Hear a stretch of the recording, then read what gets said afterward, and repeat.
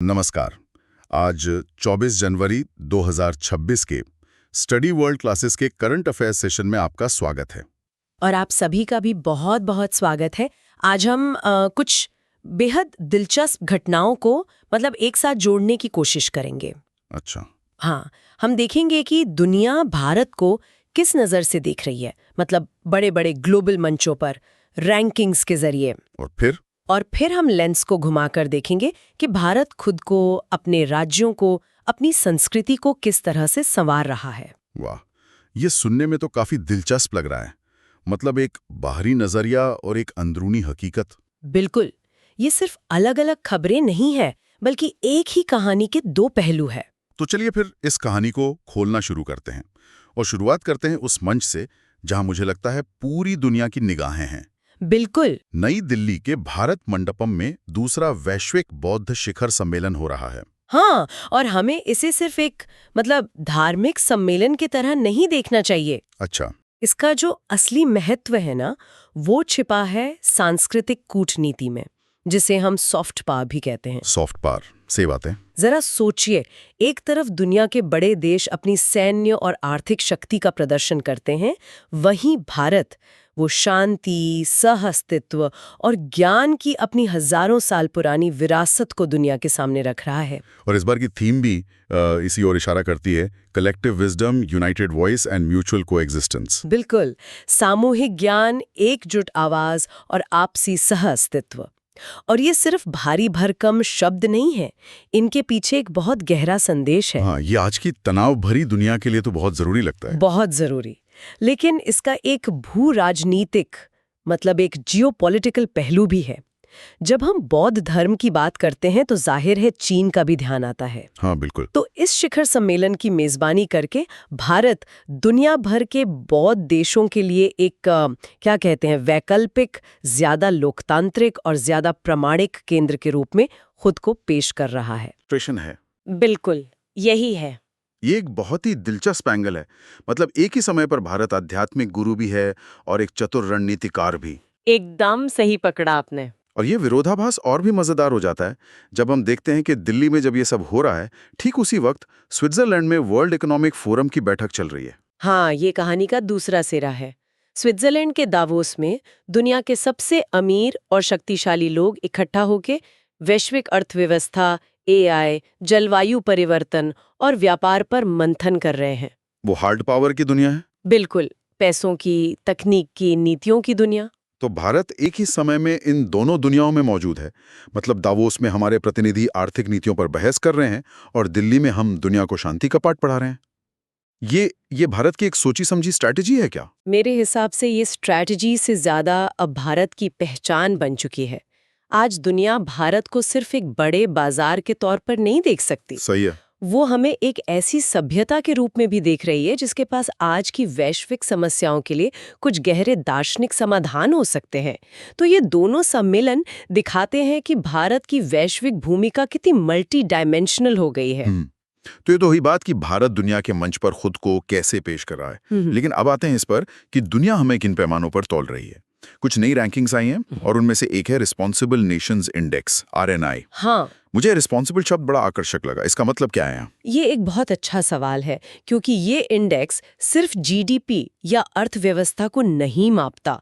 ये देखता है कि एक देश दुनिया और अपने लोगों के प्रति कितना जिम्मेदार है। अच्छा, तो इसमें क्या क्या आता है? इसमें जैसे क्लाइमेट चेंज पर एक्शन, अंतर्राष्ट्रीय कानूनों का सम्मान, देश के अंदर गवर्नेंस की क्वालिटी, मानवाधिकार, ऐसे कई पैमाने शामिल हैं। तो ये एक तरह से देश के चरित्र का आकलन है। बिल्कुल, एक नैतिक रिपोर्ट कार्ड जैसा समझिए। तो इस रिपोर्ट कार्ड में भारत का प्रदर्शन कैसा रहा? काफी प्रभावशाली। 154 देशों में भारत 16वें स्थान पर है। 16वें पर? ये तो काफी अच्छा है। बहुत अच्छा है। और पहले 3 स्थानों पर सिंगापुर, स्विट्जरलैंड और डेनमार्क हैं, जो हमेशा से अपनी स्थिरता और बेहतर गवर्नेंस के लिए जाने जाते हैं। सही। तो उस लीग में 16वें नंबर पर होना दिखाता है कि दुनिया भारत को एक स्थिर, जिम्मेदार और भरोसेमंद शक्ति के रूप में देख रही है। ये वाकई एक बड़ी उपलब्धि है। अब वैश्विक रैंकिंग से जरा और जूम इन करते हैं और शहरों की बात करते हैं। नंबियो सेफ्टी इंडेक्स आया है। हाँ, और यहाँ हमारे लिए एक मतलब मिली-जुली तस्वीर है। मिली-जुली। अच्छी खबर ये है कि भारत का सबसे सुरक्षित शहर मंगलुरु को बताया गया है। वाह, मंगलुरु। और वैश्विक स्तर पर देखें तो अबू धाबी टॉप पर है। तो ये मंगलुरु के लिए एक बहुत बड़ा तमगा है। बिल्कुल, लेकिन सिक्के का दूसरा पहलू भी है। इसी रिपोर्ट में देश की राजधानी दिल्ली को सबसे असुरक्षित शहरों में गिना गया है। हाँ, ये चिंता का विषय है। एक ही देश में इतना बड़ा अंतर क्यों? मतलब मंगलुरु ऐसा क्या सही कर रहा है जो दिल्ली नहीं कर पा रहा? इसके कई कारण हो सकते हैं। मंगलुरु एक छोटा शहर है, आबादी घनत्व दिल्ली के मुकाबले बहुत कम है। वहाँ सामुदायिक भावना ज्यादा मजबूत हो सकती है। वहीं दिल्ली एक विशाल महानगर है, यहाँ प्रवासियों की संख्या बहुत ज्यादा है और वो जो गुमनामी का एक पर्दा होता है ना, वो अपराध को बढ़ावा दे सकता है। सही बात है। ये आंकड़े हमें शहरी नियोजन, पुलिसिंग और सामाजिक बुनियादी ढांचे पर सोचने के लिए मजबूर करते हैं। ये सिर्फ एक लिस्ट नहीं, बल्कि हमारे शहरों के लिए एक चेतावनी भी है और एक प्रेरणा भी। बिल्कुल। तो अब तक हमने देखा कि दुनिया हमें कैसे देख रही है। चलिए अब लेंस को घुमाते हैं और देखते हैं कि हमारे राज्य अपनी पहचान को कैसे गढ़ रहे हैं। हाँ। और शुरुआत मंगलुरु से ही करते हैं। सुरक्षा में तो अव्वल आया ही है, अब अंतर्राष्ट्रीय दोस्ती में भी आगे बढ़ रहा है। जी, मंगलुरु और चीन के शहर किंगदाओ के बीच एक सिस्टर सिटी समझौता हुआ है। सिस्टर सिटी, ये कॉन्सेप्ट सुनने में तो बहुत अच्छा लगता है, पर इसका असल में लोगों के लिए क्या मतलब होता है? क्या ये सिर्फ कागज पर एक समझौता है? नहीं, ये सिर्फ कागजी नहीं होता। एक अच्छे सिस्टर सिटी समझौते के तहत दोनों शहरों के बीच स्टूडेंट एक्सचेंज प्रोग्राम्स हो सकते हैं, व्यापारिक प्रतिनिधि मंडल एक दूसरे के यहाँ जा सकते हैं, सांस्कृतिक उत्सवों का आयोजन हो सकता है। अच्छा। सोचिए, मंगलुरु में एक किंगदाओ फूड फेस्टिवल हो या किंगदाओ के किसी विश्वविद्यालय में मंगलुरु स्टडीज पर एक चेयर स्थापित हो। अरे वाह! ये जमीनी स्तर पर दो देशों के लोगों को जोड़ने का एक बहुत शक्तिशाली तरीका है। मतलब ये लोकल लेवल पर ग्लोबल कनेक्शन बनाने जैसा है। बहुत बढ़िया। और कर्नाटक से ही एक और बड़ी मनमोहक खबर आई है। राज्य ने अपनी राज्य तितली घोषित की है। हाँ, स्ट्राइप्ड टाइगर बटरफ्लाई। एक तितली को इतना सम्मान देना, इसके पीछे क्या सोच है? इसके पीछे एक बहुत गहरी और खूबसूरत सोच है।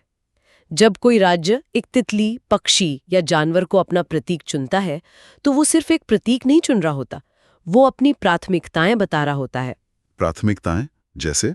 जैसे ये कि राज्य के लिए बायोडाइवर्सिटी और पर्यावरण संरक्षण कितना महत्वपूर्ण है।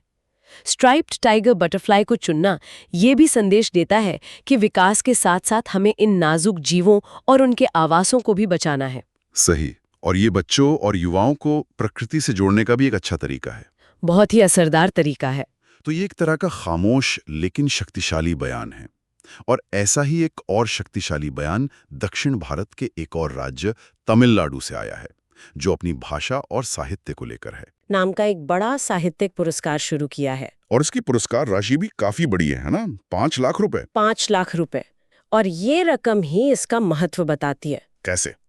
देखिए, आज जब हम एक ऐसी दुनिया में जी रहे हैं जहां अंग्रेजी और कुछ प्रमुख भाषाओं का दबदबा बढ़ रहा है, तब तमिलनाडु का अपनी शास्त्रीय भाषा तमिल के साहित्य को इस तरह से प्रोत्साहित करना एक बहुत बड़ा कदम है। हाँ, ये बात तो है।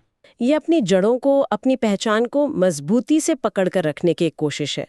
ये दिखाता है कि असली प्रगति अपनी संस्कृति का सम्मान करने में है, उसे भूलने में नहीं। ये तीनों खबरें, सिस्टर सिटी, राज्य तितली और ये साहित्यिक पुरस्कार, ये सब एक ही धागे में पिरोई हुई लगती हैं। बिल्कुल। ये सब अपनी स्थानीय पहचान को और मजबूत और समृद्ध बनाने के तरीके हैं। यही तो वो अंदरूनी नजरिया है जिसकी बात हमने शुरू में की थी। अच्छा। एक देश के तौर पर हम बाहर की दुनिया में अपनी जगह तो बना ही रहे हैं, लेकिन हम अपने घर को, अपनी संस्कृति और पर्यावरण को भी सहेज रहे हैं। सही। और अब इसी कड़ी में आगे बढ़ते हुए खेल के मैदान की ओर चलते हैं, जहां एक नया अध्याय शुरू होने जा रहा है। हाँ, भारतीय महिला फुटबॉल टीम को एक नई हेड कोच मिली है, अमेलिया वेल्वेर्दे, जो कोस्टा रिका से हैं। Costa Rica. ये एक दिलचस्प चुनाव है। मतलब किसी यूरोपीय या अमेरिकी कोच की बजाय कोस्टा रिका से क्यों? इसके पीछे कोई खास रणनीति है? ये एक बहुत ही समझदारी भरा सवाल है। देखिए, कोस्टा रिका की जो फुटबॉल संस्कृति है वो बहुत अलग है। वो तकनीकी कौशल पर, फुर्ती पर और एक टीम के रूप में खेलने पर बहुत जोर देते हैं, न कि सिर्फ शारीरिक ताकत पर। अच्छा, तो ये हमारे खिलाड़ियों के लिए बेहतर हो सकता है? शायद भारतीय फुटबॉल महासंघ को यही लगता है कि ये शैली भारतीय खिलाड़ियों के प्राकृतिक खेल के ज्यादा करीब है। मतलब ये सिर्फ एक कोच को लाना नहीं है, बल्कि एक पूरी नई खेल फिलॉसफी को अपनाना है। बिल्कुल, और ये महिला फुटबॉल के लिए एक बहुत बड़ा संकेत है। क्या संकेत? एक अनुभवी अंतर्राष्ट्रीय कोच को लाना ये दिखाता है कि हम अब महिला टीम को सिर्फ खाना पूर्ति के लिए नहीं रख रहे हैं। हाँ। हम उनसे विश्व स्तर पर कम्पीट करने की उम्मीद कर रहे हैं। अमेलिया वालवेर्दे का आना टीम में नया अनुशासन, नई ट्रेनिंग तकनीकें और सबसे बढ़कर एक नया आत्मविश्वास लेकर आएगा। सही बात है। ये भारत में महिला खेलों के भविष्य के लिए एक बड़ा निवेश है। बहुत बड़ा निवेश। तो आज की हमारी चर्चा एक पूरे चक्र में घूम गई।